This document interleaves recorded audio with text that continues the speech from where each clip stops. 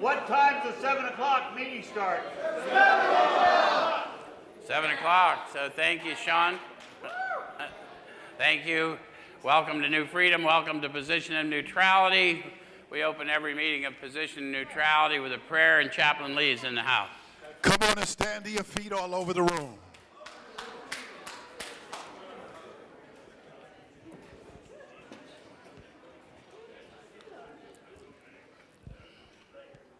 All right. Father, we thank you tonight. We give you the praise, the glory, and the honor. We welcome you in this place. God, we just ask you to have your way. We know you do what's best for each and every one of us in this room, for you brought us here. You made a way for us to make it here tonight, and we're expecting and anticipating what you're about to do. Those that are watching online, we believe, God, they're tuned in.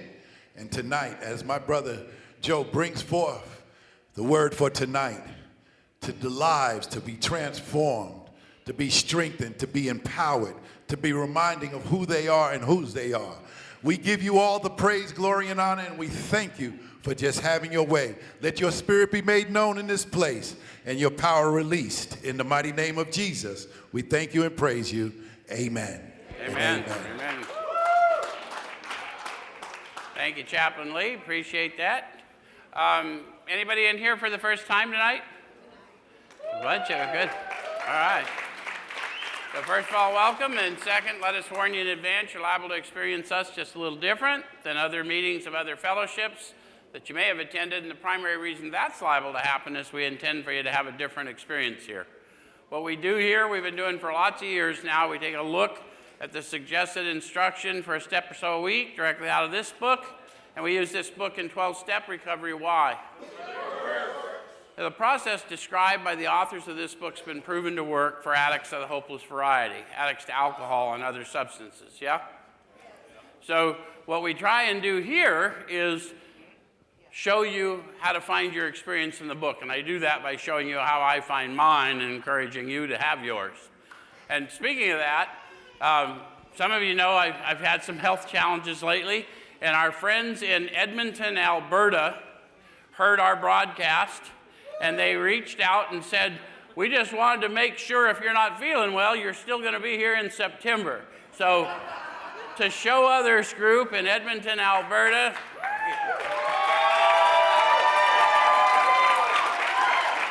and yes, I'll be there in September. Looking forward to seeing you, Bob, and all the rest of you. The other thing that we like to do here, in case you guys haven't heard, is that we're streamed on most of the prison yards, if not all again, and we would.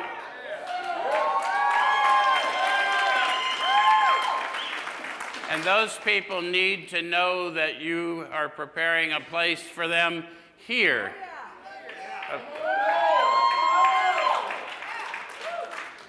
So thank you for that, and all of you who are watching us, however you're watching us, we're honored that you are, and for those of you that are in the room, I'm honored that you're here. I'm going to take you through steps 10 and 11 tonight, which, depending on where you are in your walk, this may seem unfamiliar to you, but let's enlighten you a little bit. It's really about, it's all the steps. I learned practices in 4 through 9. Now I'm going to get disciplined in those practices, and I'm going to walk consciously with my Creator. Yes? Yes. All right, so we're going to start with the 9th step promises, leading us to the 10th step, manner of living, just so we can sort of internalize how that awareness, that awakening happens within us. Does that make sense? Yes. Okay, so we're going to start at the bottom of 83, where the authors say, if we're painstaking about this phase of our development, we'll be amazed before we're halfway through. So what phase of our development are we in? Steps 4 through 9.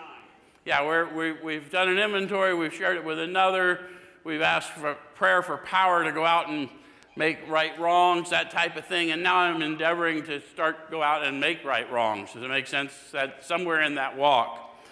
And then it says we're going to know a new freedom and a new happiness. Yeah, we should get a bigger yell for new freedom than that. You know, New Freedom has a really good reputation, and it's entirely because of you people.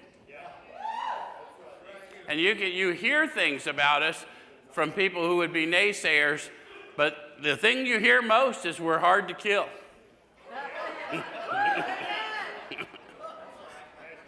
And our efficacy is better than anyone else in the country. And that's because of you. And all of you are hearing me on a prison yard. That's all facts, still to this day. All right. So we're going to know a new freedom and a new happiness. We'll not regret the past, nor wish to shut the door on it. Why not? Because it's our asset. Do you agree with him? Don't let Sean give you all the answers.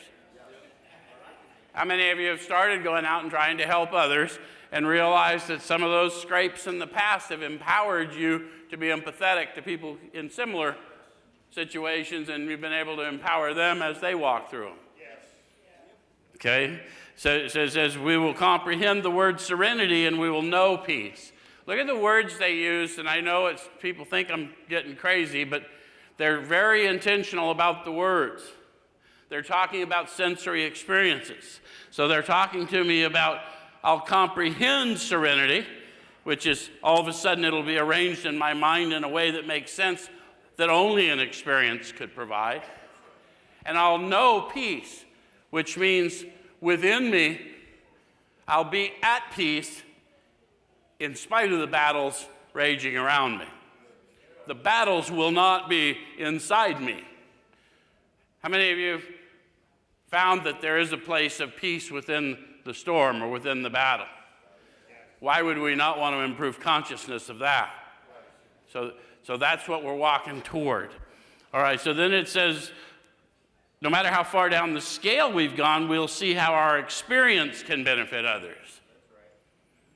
How can my experience benefit another? My homelessness, my utter incomprehensible behavior in the face of all kinds of advantages given me, completely squandered. How can that experience of hopelessness and shame and degradation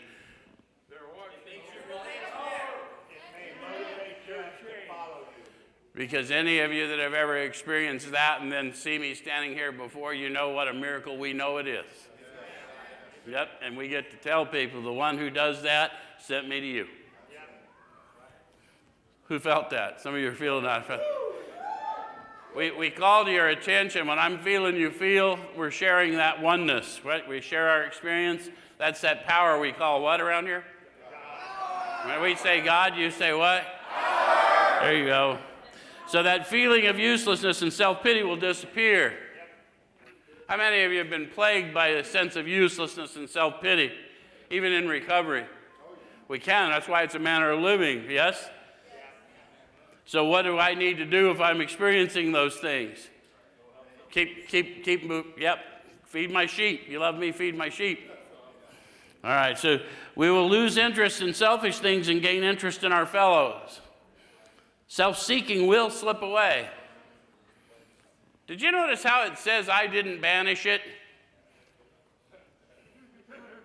I cannot declare myself selfless. The minute I think I'm selfless, there I am. But it does slip away when self-gratification isn't the only sole focus, does it not? When you start really seeing how you can lift up another, and that's all your focus is, have you noticed how your world gets simpler and larger?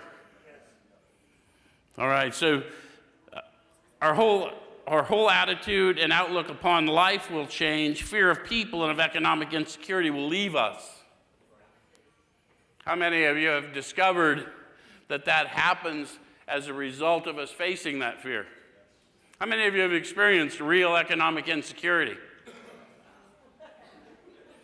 Yeah. And the fear leaves because we learn we survive it, right? And we confront it, and we're empowered to maybe go out and do something about it. Yes?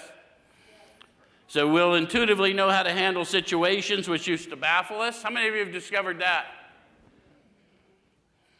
It's kind of weird to even think about, but all of a sudden we're reacting differently or not reacting at all to things the world thinks we should react to. We'll suddenly realize that God is doing... Let's try it again. We'll suddenly realize that God is doing for us what we could not do for ourselves. How many of you have had that sudden revelation? So you can go right back and experience, suddenly realize, oh, I get it now.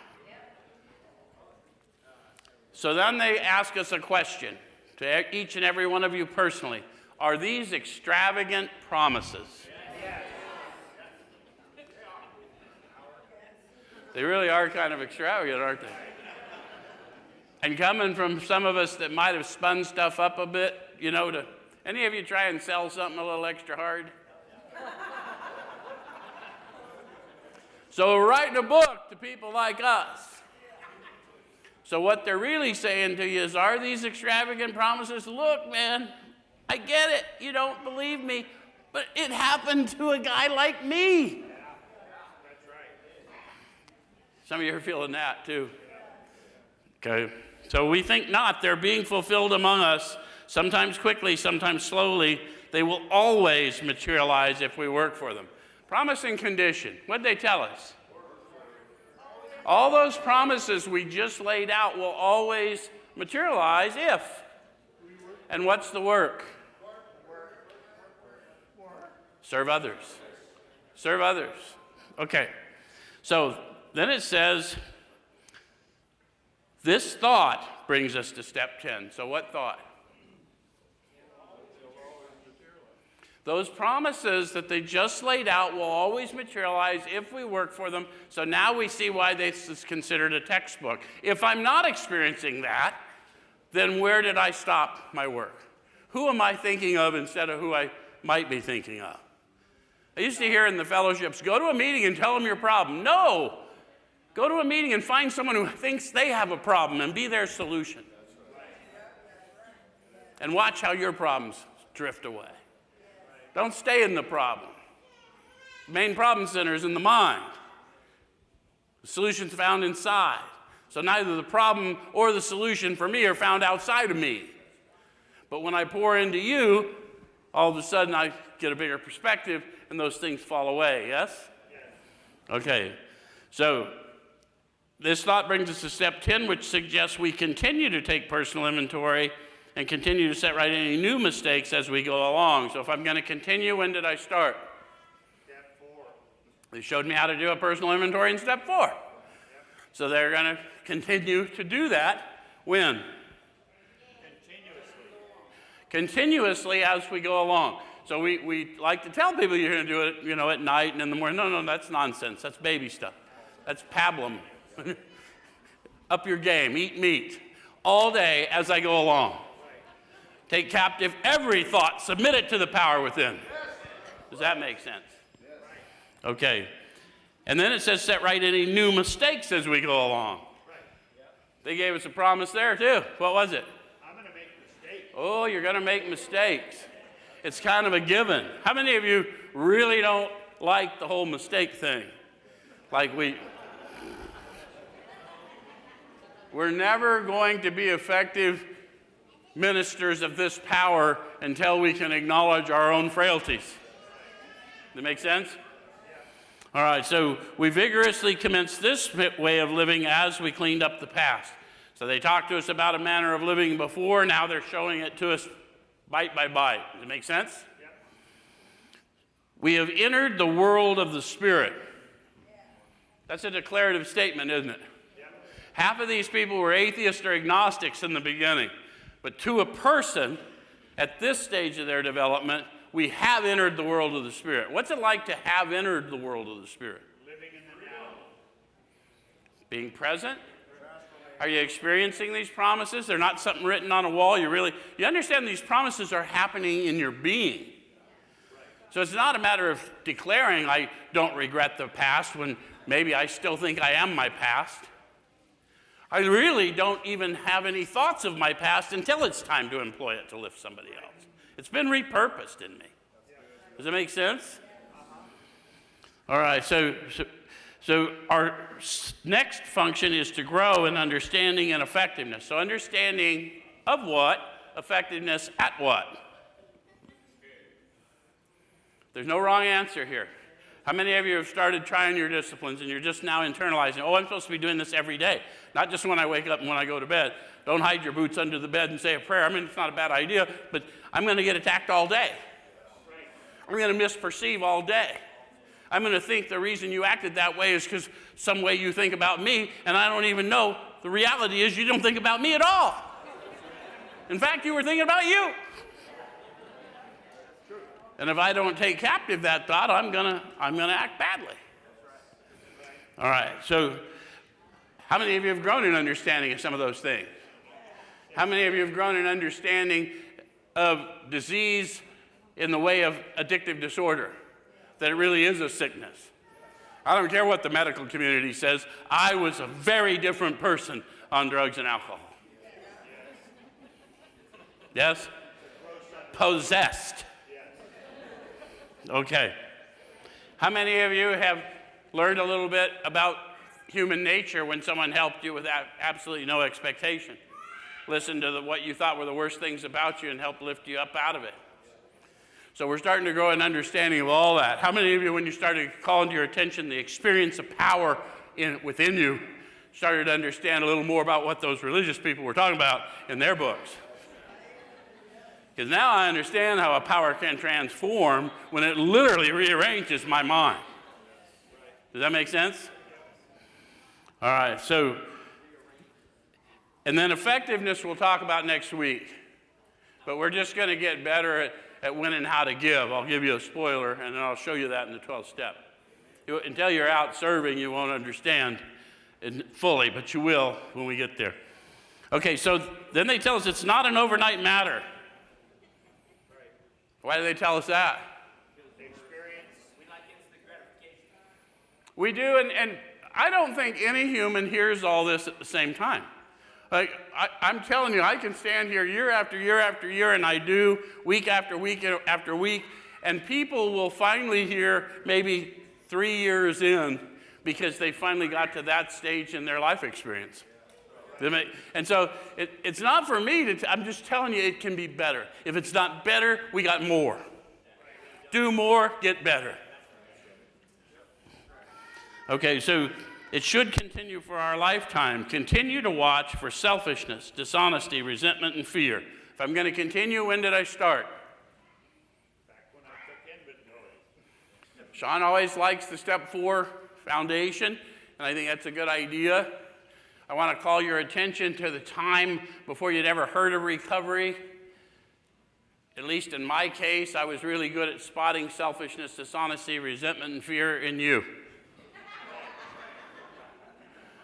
Less adept at understanding that I was looking at you through my thoughts, and I had not yet learned to get my thoughts out of the way so I don't prejudge the situation. So to Sean's point, the foundation is learning how what I'm thinking is being projected on the world I serve, and I've got to get that out of my way in order to be a good servant. Does that make sense? So then it says, when these crop up, notice how they, when these crop up, because they're human, we ask God at once to remove them. We discuss them with someone immediately and make amends quickly if we've harmed anyone. How many of you have taken the suggestion I gave you a couple weeks ago about saying in the morning, Creator, show me the way of patience, tolerance, kindness, and love? How many of you got redirected doing that and started seeing evidence of patience, tolerance, kindness, and love in the world that you walked past? We need to be proactive in what we're seeing, and we've got to ask to be shown and then look for it, and when we do, we'll realize we're experiencing it. Yes? So I'm going to give you another one here. We discuss them with someone immediately and make amends quickly if we've harmed anyone. If you are suffering from an outburst, making it right sooner is better. Challenge yourself. Not a condemnation. You want to be free? How free do you want to be? Yes. And that is instant. Free indeed is instant when I take captive that thought. I am not that thought. I am the experiencer of that thought, and I'm going to submit it to the Creator and move on into whatever he would have me be. Make sense?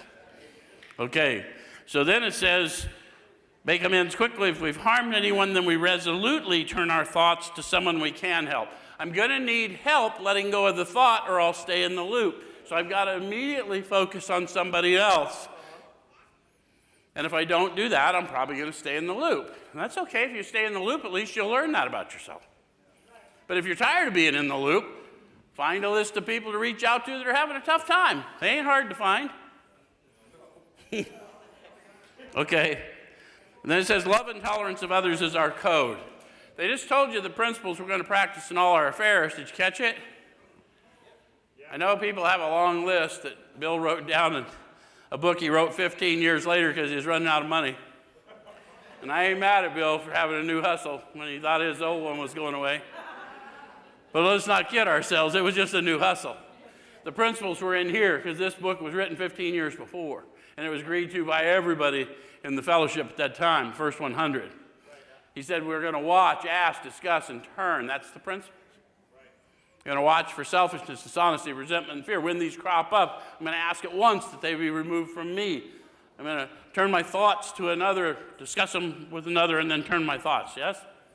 And hopefully that's going to teach you to grow in conscious relation, because you're not going to talk to another person every time if you can settle it with you and the Creator. And if you can't get out of the loop, then talk to a human that's going to help you out. That's why we got peer models around here. That's why we got mentors or sponsors or whatever you call them, because we all been through it. Okay, so then it says love and tolerance of others is our code. Love what? Tolerate what? Love their people, tolerate their substance. I'm going to start separating people from behavior. Think that'll be a handy little trick? How many of you could get in a better mood about yourself if you could separate you, the being God loves, come on, someone better say power, from your behaviors or your thoughts? This whole thing is to realize you are not how you act, how you think, or how you speak. You may be asleep, and you may be accused of being those things, but if you'll walk in this, you will find out that who you really are is a child of the living God, and whose you are is His, bought with blood. And you got to walk in that, folks. If people are offended by it, I'm not going to apologize. I'm just reading it out of the book. This book, not that one. I can show you where they tell us we're all children of the living God. Okay. All right. So, and we have ceased fighting anything or anyone, even alcohol. So go to any meeting, and when someone tells you how they're just struggling and struggling and struggling, there's the one you need to help. Because if you're struggling, you're doing it wrong. We've ceased fighting anything or anyone, even alcohol, cocaine, methamphetamine, heroin, fentanyl. I will lose that fight. It's got to be removed from me, and it will be removed from me if I humbly ask and then go out and serve. Why do I know that? Because it was removed from me, and it's happened for thousands of others I've encountered since then, and I am not exaggerating. All right, so by this time, sanity will have returned. So in 2, I was just hoping for that. How many of you have discovered that what you thought was just a little exuberant behavior was indeed a form of insanity? And quite maddening to experience. And then we see other people in it, and eventually we realize we don't need to be mad at them. They've had enough at themselves. They're trying to kill themselves. That's how mad they are. We need to show them there's another way. My friend Aaron and I was talking to me about I'm trying to quit smoking again. I said, well, it takes no power to not do.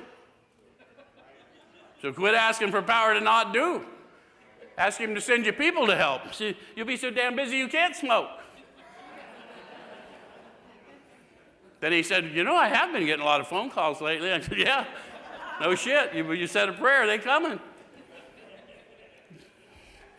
All right, so we'll seldom be interested in liquor. If tempted, we recoil from it as from a hot flame. Talk about those two conditions. If I'm seldom tempted And even if I am tempted, I'll recoil as from a hot flame. What's the chance I can just stumble into using again? It absolutely can't happen. To your point, this is a state of being. I'm going to have to be responsible for my spiritual condition. But, I mean, we're in a season in Phoenix where if you lean on a car, no one has to warn you to be careful, Lance, it's hot. We don't need coaching, right? We recoil from a hot flame. We will do the same thing with our addictive disorders and our other, if it would just stay in it. Yes? Okay, so we react sanely and normally, and we'll find that this has happened automatically. How many of you over time didn't know how different your thoughts and actions had become until someone else called your attention to it? Yeah, that's how you know it happened automatically. I wasn't looking for that. I thought that was a good part of me. How many of you thought your sarcasm was an asset?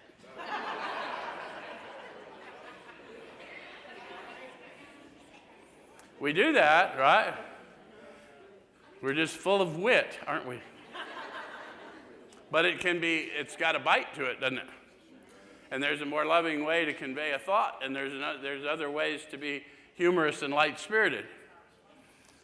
Okay, so we'll see how our new attitude toward liquor has been given us without any thought or effort on our part. It just comes. They want you to claim that promise. You don't have to believe it from me. You're going to have your own experience. But I once thought very differently about all kinds of chemicals that I don't think much about at all anymore. And I'm not mad at anybody for using them, applying them, wearing T-shirts, supporting them. I don't care. I don't care. I know that for me, those things were poison. And not only were those things poison, but the anger and resentment I stored in me that those things seemed to relieve were also poison. And when I got rid of that, I didn't need anesthesia to live in the world anymore. So that is the miracle of it. We're not fighting it, neither are we avoiding temptation. Guys, we got to tell people the truth. We're not fighting it. We're not picking up no matter what. That takes no power to not do. I'm walking as the hands and feet of the creator of the universe. Why would I want to do that crap? I didn't used to eat when I was drinking because I didn't want to wreck the buzz. I'm not going to eat of that realm because I don't want to wreck the buzz. Does that make sense? We feel as though we've been placed in a position of neutrality, safe and protected. The name of this group. People ask me, where'd you get that name? Right there. What's it feel like? We feel power. We feel freedom. We know what they're talking about, right? New happiness, new freedom. Not wish to shut the door on it. Bring it. Yes? So it says we've not even sworn off. Instead, the problem has been removed. So what's the problem? All those manifestations, right? Selfishness, dishonesty, resentment, and fear. How many of you found that you were less afraid? One day you were just less afraid. Don't really know why I'm less afraid. I'm just less afraid. How many of you have discovered you can let people sit in front of you and say dumb things and you don't have to correct them? Keeps you out of a whole lot of stuff if you learn that you don't have to share every thought, that someone else is probably having it too. One of them can take the hassle. So it does not exist for us. We're neither cocky nor are we afraid. So what they're telling us is we outgrow fear. They promised us that in 3, and now they're cocky or afraid. I'm either trying to show out or I'm trying to run in. Either way, I don't have to do any of that because I got nothing to do with any of that. It's kind of cool if you'll realize who you really are as a child of the Creator, because it's a fact. The great fact is I don't have nothing to do with any of this. I'm just here to bear witness to it and enjoy it. All right, so that's how we react. That's our experience. That's how we react so long as we keep in fit spiritual condition. So if you're not, they're telling us what the fit spiritual condition looks like. Am I fighting anything or anyone? Don't have to go any further than that. If I am, then I'm going to need to get conscious. Does that make sense? And that may require talking to another. Maybe calling a sponsor, but more likely, if you're in the walk very far, it's going to be more about just going out and trying to help somebody else. So then it says it's easy to let up on the spiritual program of action and rest on our laurels. How many of you have learned that? That's an experiential promise, right? What are our laurels? Yeah, past accomplishments. So I just stopped doing what I've been doing because after all, I have been struck sober. And indeed, I have been struck sober, but I am not peaceful in that sobriety unless I'm serving some percentage of the time. Does it make sense? We're headed for trouble if we do, for alcohol is a subtle foe. How many of you had a little time and then didn't? So it'll wait, won't it? It'll wait till the anger and resentment boils up. We're not cured of alcoholism. What we really have is a daily reprieve contingent on the maintenance of our spiritual condition. So now they're going to walk us into that maintenance again in case we didn't pick it up before. Kind of a handy little book, isn't it? Step by step. So it says every day, which day? Every day. Every day is a day when we must carry the vision of God's will into all our activities. So if I must do it, it must be possible, according to them. Some of us come here, if you come here atheist or agnostic, you just don't have any schooling, you may think, well, how could you do that? Well, they're telling you, regardless of what they believed, the experience changed their mind, and this is something you must do. You must carry the vision of God's will into all your activity. What would he have me be? Patient, tolerant, kindness, love. That's what he would have me be. That's the way. So of course I can carry that vision. Why do you think I suggested you start that prayer last couple weeks ago? So then they tell you how they do it. How can I best serve thee? Thy will, not mine, be done. The not mine's in parentheses. I want to caution you, there really is no will apart from God. There's God's will and then my opposition to it. So when I start moving in it, I may go through difficult circumstances, but I still want to be empowered through it, not run from it, because it's what's up. It's prepping me for something. Does that make sense? So that little column there in parentheses will go away by the time we get to the end tonight. I'll call it to your attention. And if you don't talk in King James language, then, talk to God how you talk to God. He lives in you. He already knows how you talk. All right. Power. Who? So they're going to tell us some more. They're emphatic here. These are thoughts which must go with us constantly. They don't say that stuff much. So they really want, if you really want to get free, if you really want to walk free, then those thoughts, your will, show me, yes, must go with me constantly. And then it says we can exercise our willpower along this line all we wish. It's the proper use of the will. So for those of you that have trouble with the third step decision because you don't want to give your will away, I've heard that before. We're not giving our will away, we're aligning it with what is. And I'll guarantee you, God will put you to work, and you're going to need to add that extra 0.1% that he don't give you.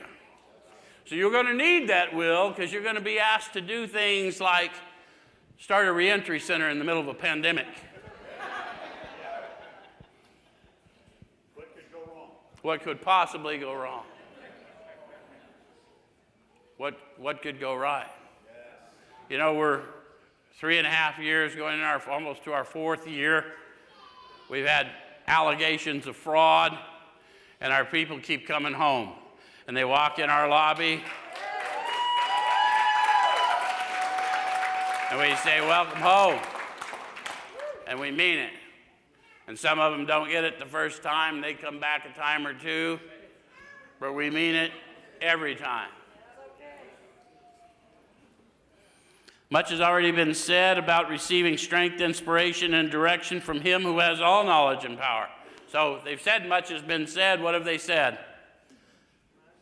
They've said a lot, and it's hard to unpack, really, but they started telling us about power, peace, happiness, sense of direction, flowing in. And as soon as we admitted the possible existence of a creator, and then as I started getting on a first name basis and I started improving my awareness, consciousness is just the awareness of being aware. It's not enough to be aware. I need to be aware that I'm aware. Have you ever been aware you needed off on Thunderbird as you passed Thunderbird? It would have been good to be aware that you were aware.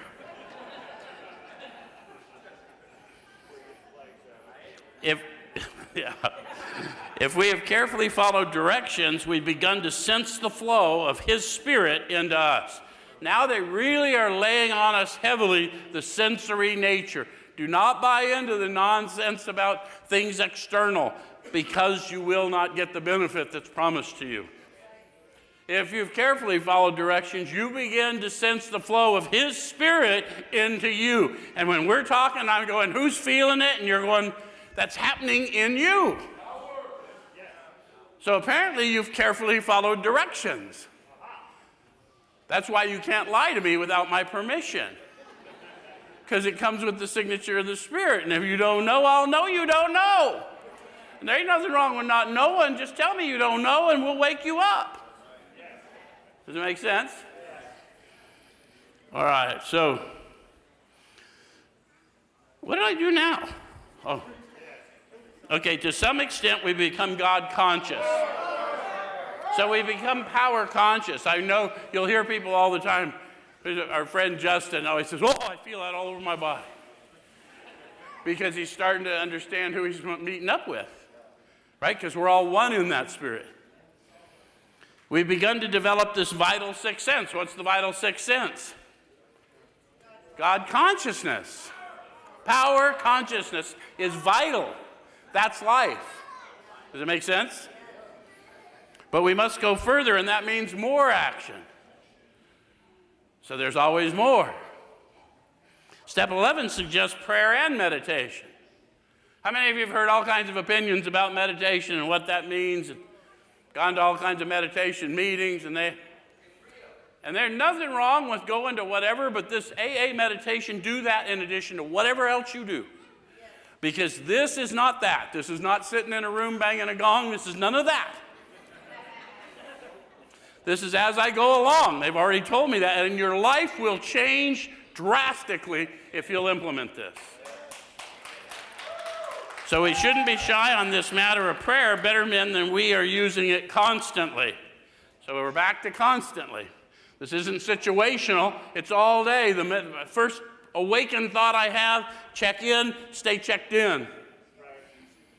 It works if we have the proper attitude and work at it. So, what is the proper attitude? Honestly want to, willing to make the effort as demonstrated by my actions. So no, I'm not lying to anyone else less than the Creator of all within me. So it ain't going to work unless I honestly want to and I'm willing to make the effort. Have you ever honestly wanted to but weren't willing to make the effort? So you can't fully concede to your innermost self based on a lie.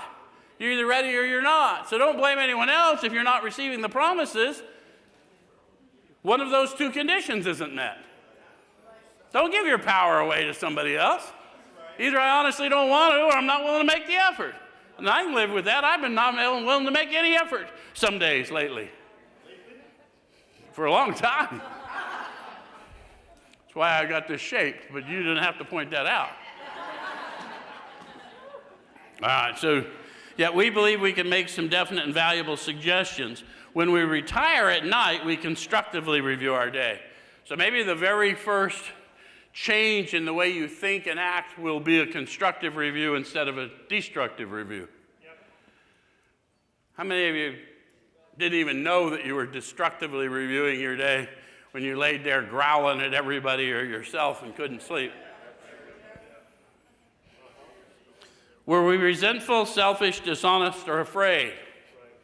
Notice how they knew I wasn't going to stay constantly at it all day, so they're giving me an opportunity before I get rest to check in and clean it up. Does it make sense? Do we owe an apology? Yes. What, right now? Who had a quick yes? I need to know. Do we need to get you an Uber? Guys, if we'll get quicker and not stay in the stew, we'll start getting to more restful nights. We'll start living more peaceful, more free of limiting thoughts. Does it make sense? That's all they're suggesting. So have we kept something to ourselves which should be discussed with another person at once? I hate that. Sean talks about it. He's been doing this a long time, and he's heard a lot of phone calls, and many of you, if you're working with people, you've heard them too. We got to find somebody that we can tell them about our frailties, because you're going to need to, at times, overcome those frailties, and the only way that's going to happen is to own them. And so if I can't sleep because I'm afraid you're going to discover that thing about me that I can't stop doing, then it's going to keep happening until I find an outlet. And I'm going to have to trust somebody with these secrets about me to help me unpack it and then get an accountability to move forward. It's just basic instruction for living, quite frankly. You don't have to be in recovery to know you need to do this, because all humans got bad human behavior they just soon not see on the news. Some of us have had the pleasure of seeing it on the news. Anyway, so were we kind and loving toward all? How many of you got someone calling you and checking in? Yep, kind and loving toward all. In your thoughts? It's a higher standard. We're not trying to kick them, but the reality is I'm not free until my mind is free of grievance and limiting thoughts about me or you. Because any limit I place on you, I've automatically placed on me. I'm the placer. What could we have done better? How many of you have started having strategies for doing better and surprised yourself? I hear that a lot. Man, I just know I should have done better. I said, yeah, but 2 years ago you didn't know that. You're growing. Now you're going to have to ask for power, because it takes power to do better. All right, so were we thinking of ourselves most of the time? Or were we thinking of what we could do for others, of what we could pack into the stream of life? How many of you have started seeing, when you start actually serving, that your life just gets less burdened, less complex? Have you noticed when you really have difficult days, you're often overly focused on people's ideas about you? Chap preaches all the time about get free of people. He's talking about people's thoughts and opinions, spoken or unspoken. If I'm worried how you're thinking about me, I'm worried about the wrong thing. Because I cannot control how you think about me. I can't even control how I think about me.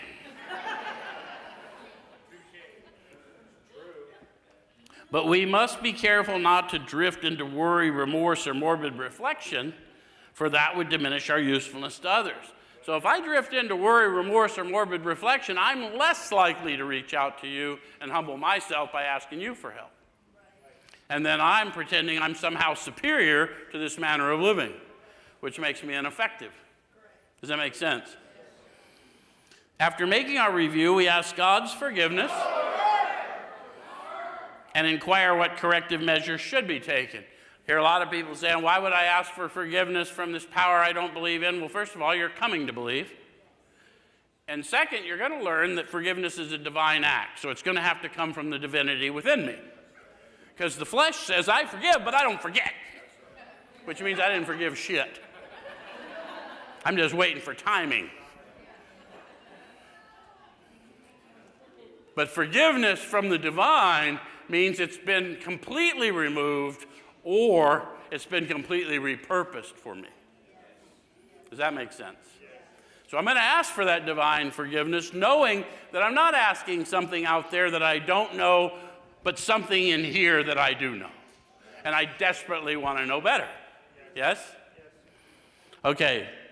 So I'm asking for corrective measures, and then it says, on awakening, let us think about the 24 hours ahead. We consider our plans for the day. So I went to sleep in prayer, then I awakened back to prayer as I engaged my thinker. Before we begin, we ask God to direct our thinking, especially asking that it be divorced from self-pity, dishonest, or self-seeking motives. Guys, if you're troubled by King James prayers that sound overly religious, anyone can adopt that. Please direct my thinking, especially that it be divorced of self-pity, dishonest, self-seeking motives. If you'll learn to say that every time you're walking into what you know to be a difficult situation, or when you find yourself in a difficult situation, the promise under this tells you, under these conditions, we can employ our mental faculties with assurance, for after all, God gave us brains to use. In other words, my thoughts are in the way of the reality. So if I will ask that you'll make certain that it's divorced from that reality I've painted and walk me in your reality. You sent me here for a purpose because you send me nowhere that isn't for a purpose. Does that make sense? And then I'll be able to employ my mental faculties with assurance. What's it mean if I employ my mental faculties? They work for me. My thoughts work for me. How many of you have had the experience of your thoughts actually working for you and things sort of went all right? How many of you have had the experience of you working for your thoughts and things didn't go as well? You're not good enough. I bet he doesn't like you. I bet they're going to fire you anyway. Why go to work? You should stay home. You should just go get another bag. You're $10 short on the rent. Go get another hit. You're going to need it when you're homeless. You never work for that? Look, man, the decision is this. Either my mind is a tool so that I can be used, or I'm a tool. There's no other two conditions. I've had people point that out. Joe, you're a real tool. And it was true. All right. So, oh my goodness. All right. So our thought life will be placed on a much higher plane when our thinking is cleared of wrong motives. So we're wanting to clear the way all the time, guys. All the time we're wanting to clear the way because we live out our whole life, no matter how old you grow to be, you live it out in your thought life. If you don't believe me, think about how you thought when you were 20 and how you may be thinking now, and you'll realize that everyone else got old around you. And here I am all spry and stuff. And I'm still thinking oftentimes like I can do things I no longer can do. Until I go out and prove that I can no longer do them. So we want to keep that thought life clean, because if you want to stay young in your thoughts so that you're young in your spirit, then it won't matter so much to you what your body does, because that's just a temporary house anyway. All right, so in thinking about our day, we may face indecision. Any of you ever face indecision?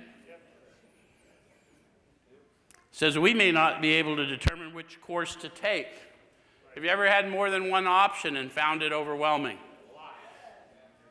Yeah, you don't have to come out of an incarceration situation and be confronted with all these choices to be confused. Just waking up in this world, I still got anxiety about going in stores. If there's more than one customer in there, I'm liable to leave the cart. Whatever, man. Time to go. So they're going to tell you what they do when that happens to them. Here, we ask God for inspiration. So how does one ask God for inspiration? Power, inspire me. It's that simple. That's the relationship. Inspire me. And then they're going to tell you how it comes. An intuitive thought or decision. So you ask, you pause, and it comes. And if it doesn't come, they're going to tell you what's up with that. We relax and take it easy. We don't struggle. How many of you ask, and then it didn't come instantly, and then you started sort of putting I don't know what I'm trying to say, but, giving a list of how it really should look. I really don't need an inspiration. What I'd like for you to do is lay this shit out for me. So if I do that, if I try and tell the Creator what to create, I'm liable to be less satisfied with the creation. But if I'll get disciplined about this and just be still and wait, then I'll get it in an intuitive thought or decision. And then it says, we are often surprised how the right answers come after we've tried this for a while. So does it say they had to practice? Absolutely. That's why it's called spiritual practice. We're going to become disciplined in the practices we learned in 4 through 9. You're not going to be at the same level 5 years from now. You're going to be completely different. But you're definitely going to know what it feels like to be 5 years ago. And you'll be uniquely useful to that person who's now just struggling with this new freedom. All right, so what used to be the hunch or the occasional inspiration gradually becomes a working part of the mind. So you will grow into moving in this vital sixth sense as part of your being. Does that make sense? Being still in experience and having just made conscious contact with God. Notice how they called to our attention conscious contact. We had been making contact, many of us, we just been praying. But we hadn't been hearing. So we weren't in relationship because we couldn't interact. But now we've made conscious contact. I'm aware that I'm aware. I'm receiving guidance, I'm getting clarity, and I'm walking it out. Does that make sense? It's not probable that we're going to be inspired at all times. You may still be blocked in some instances. That's how faith grows. We might pay for this presumption in all sorts of absurd actions and ideas. How many of you thought you heard from the divine, went out and did something and go, that's absurd? How many of you found out later it wasn't that absurd? You're never going to know what you heard. You might hear something from your psyche and it'll look silly and you could own that. But you might be hearing straight from the divine. You might be getting told to go do something no one's ever done before. Why would you pick me? Why ain't the question. What's your answer? Why is above your pay grade, Joe McDonald. Your job is to say, here I am, send me. How many of you have done that? And then what happened? I can feel what happened. I can feel it all over this room. All right, nevertheless, we find that our thinking will, as time passes, be more and more on the plane of inspiration. We come to rely upon it. We got to tell people that. Guys, we ain't walking around looking all chill all the time. Sometimes we're facing all kinds of opposition, real or imagined. And yet, I don't medicate it, and some percentage of the time, I don't act bad because of it. And when I do, I got to step. Admit I'm wrong, go the other way. That's freedom, isn't it? Okay, so we usually conclude the period of meditation with a prayer that we be shown all through the day what our next step is to be. So what are they doing? They're praying, they're meditating, and then I'm praying. So now you're starting to see those principles we practice in all our affairs even getting more streamlined, right? Watch, ask, discuss, turn, pray, meditate, pray. I'm doing all that at the same time. The steps are all inclusive. They're not mutually exclusive. This is not a workbook exercise. It's a manner of living. You want to walk awake? You do it all for the purpose of serving. Does it make sense? So then it says that we be given whatever we need to take care of such problems. We ask especially for freedom from self-will and are careful to make no requests for ourselves only. We may ask for ourselves, however, if others will be helped. How many of you have learned that lesson? How many of you, when you had a bunch of amends to make, saw them and they scared you? And you just take this court case away from me. Take these fines away from me. And that's not what he did, is it? He empowered you to walk through it. And when you walked through it and you did it with dignity, he took away your guilt, shame, and remorse. Because those were my difficulties, not the path in front of me. Does that make sense? So we're careful never to pray for our own selfish ends. Many of us have wasted a lot of time doing that, and it doesn't work. You can easily see why. Did I make an example that you could see why? I'm praying for obstacles to be removed, but the obstacle is my path. In order to be what I need to be when I get to the other end, I need to go through it, not around it. If circumstances warrant, we ask our wives or friends to join us in morning meditation. So how would I know if circumstances warrant? They'd probably ask. We sometimes insist that people pay attention, and it's usually not received as well as we were hoping. Especially some of the shipwrecks we tend to be early. So if we belong to a religious denomination which requires a definite morning devotion, we attend to that also. If not members of religious bodies, we sometimes select and memorize a few set prayers which emphasize the principles we've been discussing. I gave you one tonight. So there are many helpful books also. Suggestions about these may be obtained from one's priest, minister, or rabbi. Be quick to see where religious people are right. Make use of what they offer. They didn't say be quick to see that they're right. They said see where they're right. Don't assume. Don't let anyone else read for you. Don't let anyone else's relationship be your relationship. Dig in and find out what you can find out. As we go through the day, we pause when agitated or doubtful. So now I'm meditating, praying, and I'm pausing when agitated or doubtful. You're starting to see all the principles I'm practicing in all my affairs, and all wound up in that is watch for selfishness, dishonesty, resentment, and fear, discuss with another, admit promptly, all that's going on while I'm praying and meditating. I'm guarding the high place all day as I walk along. And ask for the right thought or action. We constantly remind ourselves we're no longer running the show.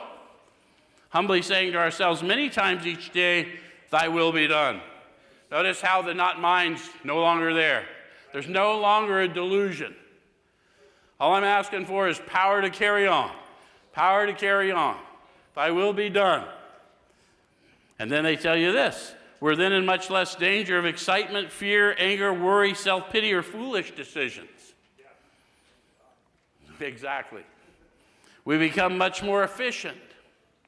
We do not tire so easily, for we're not burning up energy foolishly as we did when we were trying to arrange life to suit ourselves. How many of you fought what you had to do and fought it and fought it and fought it, made the situation worse, still had to go through it? Imagine if all that just went away one day and you just started doing better. So it says it works. It really does. We alcoholics are undisciplined, so we let God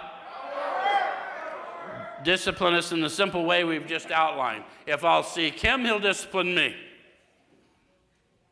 Pause when agitated or doubtful. Pray, meditate, pray. Pause when agitated or doubtful. Pray, meditate, pray. If I'll do that, I'll be disciplined in my thoughts and action. My thought life will be a better walk. Does that make sense? All right, but this is not all. There's action and more action. Faith without works is dead. It's not enough to know God's real. I got to go tell everyone else that God is real. All right, so next chapter is entirely devoted to step 12. Thank you very much.